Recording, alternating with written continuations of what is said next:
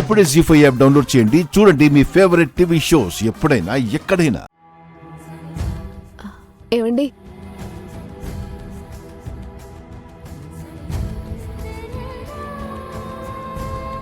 ఆ కన్నీళ్ళేంటండి? ఏమైంది?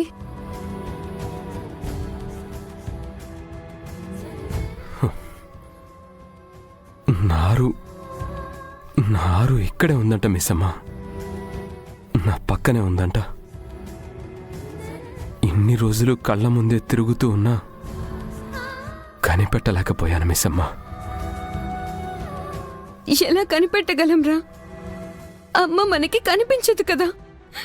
కానీ అమ్మకి మనం కనిపిస్తాం కదమ్మో. మరైతే అమ్మ మనం ఏడ్చినప్పుడు తను కూడా ఏడ్చుంటుంది కదా.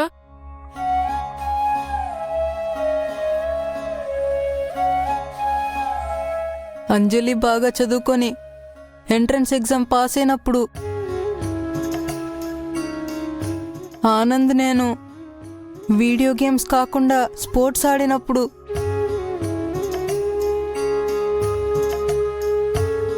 అమ్ము అక్క స్కూల్ ప్రెసిడెంట్ అయినప్పుడు అమ్మ ఎంత హ్యాపీగా ఫీల్ అయి ఉంటుందో కదా. మనల్ని ఆ రౌడీస్ కిడ్నాప్ చేసినప్పుడు పాపం ఒక్కతే ఎంత భయపడి ఉంటుంది.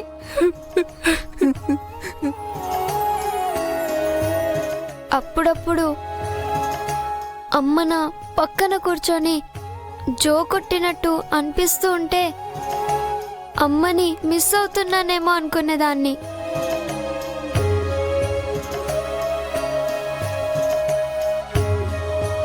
కానీ అప్పుడు నాకు అలా ఎందుకు అనిపించిందో ఇప్పుడు అర్థమవుతుందమ్ము. ప్రాణం పోయాక కూడా పక్కనే ఉండి తన కుటుంబాన్ని కాపాడుకుంటుంది. చూశారండి నా కోడల్ని.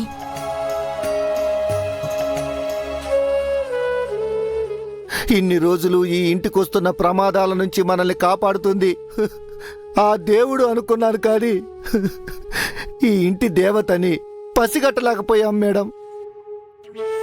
ఈ ఇంటికొచ్చిన కష్టాల్ని, ఇంట్లో వాళ్ళ కన్నీళ్లను చూసి పాపం పిచ్చి పిల్ల ఎంత కుమిలిపోయి ఉంటుందో.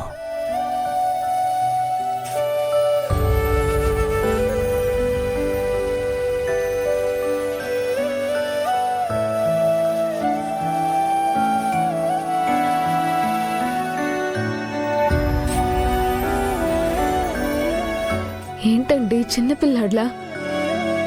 అన్నీ తెలిసిన వారు అర్థం చేసుకొని ధైర్యంగా ఉండాల్సింది పోయి ఇలా అయిపోతున్నారు. నాకు అర్థం కావటం లేదు మిస్సమ్మ. ఆ దేవుడు ఆరు నాకు జీవితకాలం దూరం చేసి తనకి మాత్రం నన్ను పక్కన ఎందుకు పెట్టాడో నాకు అర్థం కావటం లేదు.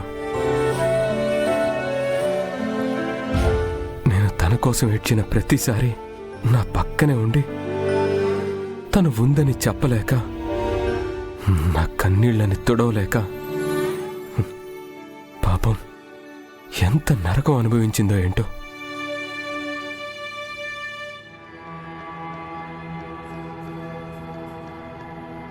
మరిప్పుడు ఇలా చూస్తే మాత్రం అక్క సంతోషంగా ఉంటుందా చెప్పండి? నేను అమ్మని తలుచుకొని ఏడుస్తూ ఉంటే మా నాన్న ఒక మాట చెప్పారండి.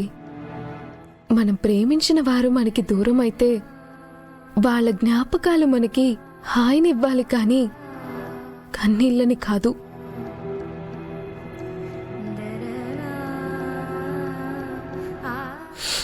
వాళ్ళు గుర్తొచ్చినప్పుడు మన ముఖంలో చిరునవ్వు రావాలి కానీ కళ్ళల్లో కన్నీళ్లు కాదు.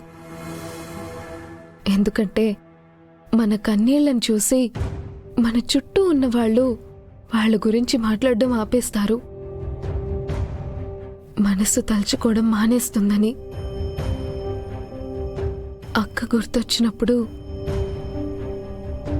మీ కళ్ళలో నుంచి ఎప్పుడు కన్నీళ్లు రానివ్వకుండా పెదవుల మీద చిరునవ్వు రానివ్వండి.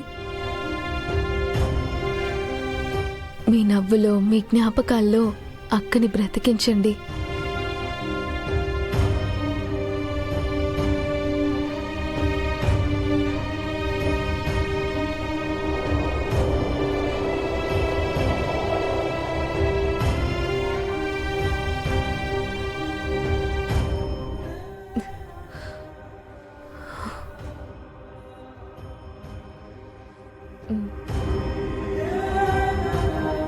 స్వామీజీ చెప్పినట్టు సాంప్రదాయబద్ధంగా అరుంధతి అస్థికలు కలపాలండి.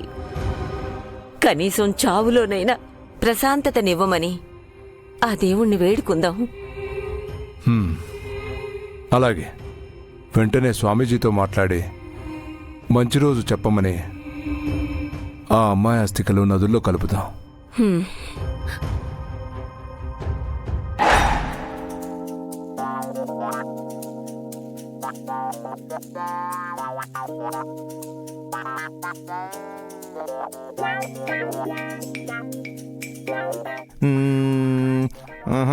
ఇలా కాదు, అలా. కాదు కాదు, ఇలా అయితే అలా ఎలా? అసలు ఇదంతా ఎలా కుదురుతుంది?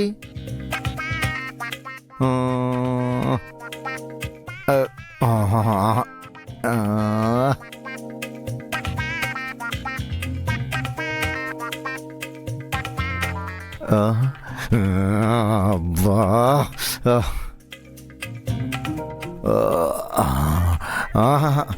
రాతోడ్, మిస్సమ్మ సమయానికి వచ్చావు. అస్థికలు కలపడానికి ఇంకా టైం ఉంది కదా, ఇప్పటి నుంచి ఎందుకు ఇంత కంగారు పడి ఆలోచిస్తున్నావు? అది కాదు మిస్సమ్మ. బాధ్యతలు నిన్ను నమ్మిచ్చారు, అందులో ఏ లోటు రాకుండా చెయ్యాలనుకుంటున్నావు, అంతే కదా? నేను చెప్పేది ఏంటంటే, నీ బాధ భయం నాకు అర్థమయ్యాయి. నువ్వు ఏ పనైనా పొరపాటు పడకుండా చేయగలవు. ఇంత చిన్న విషయానికి అంతలా ఆలోచించాలా రాతోడ్?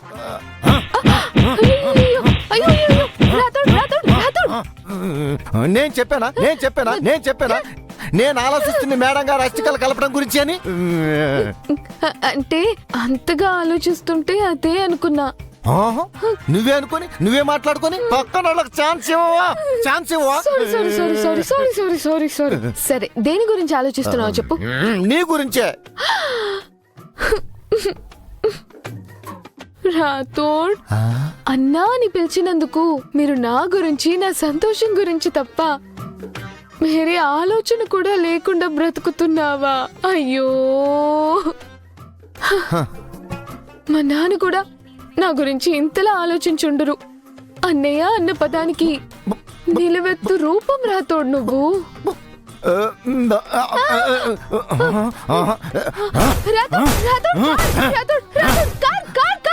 కారా? నేను కాదా? ఆగు రాతోడ్, అసలు విషయం ఏంటో చెప్పు. అమ్మో, మరి ఇంత తింగరదాని ఏంటి మిస్సమ్మా? అసలు ఇన్ని రోజులు మనుషుల మధ్య ఎలా బ్రతికావు? జీ5 యాప్ డౌన్లోడ్ చేసి అన్ని ఎపిసోడ్స్ పూర్తి ఉచితంగా చూడండి.